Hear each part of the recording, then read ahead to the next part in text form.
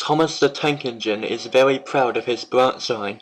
He thinks it's the best branch line on the entire island. One day, he was pulling a train of fruits and vegetables. He felt very pleased with himself. Soon, they came to a stop at Dryall Station. There was an airfield close by, and often the engines watched as planes and helicopters take off and land. Thomas glanced over. Harold was resting. And Thomas steamed off in a huff. Harold called to Thomas. Thomas complained. He was still very upset about the whole ordeal.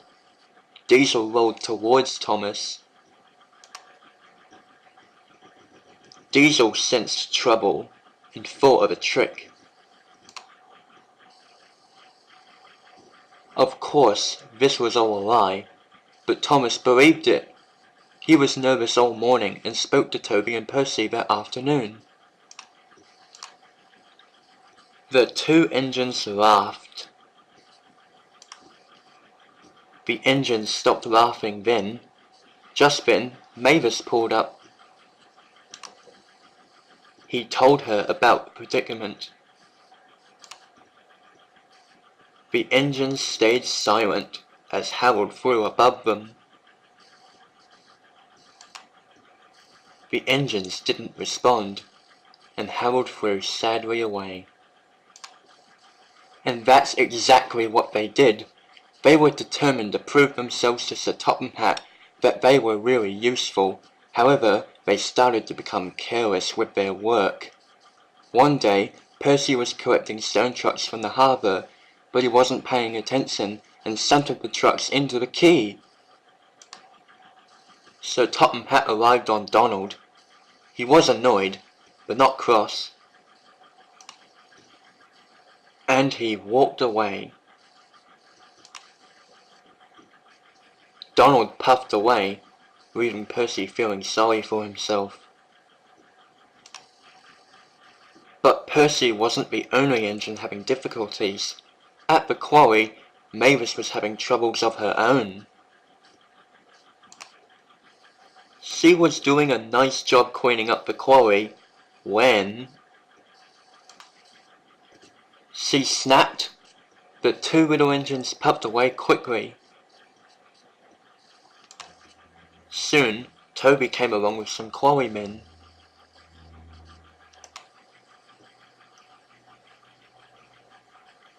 Henrietta said nothing. Then she started laughing. Toby and Mavis felt very silly.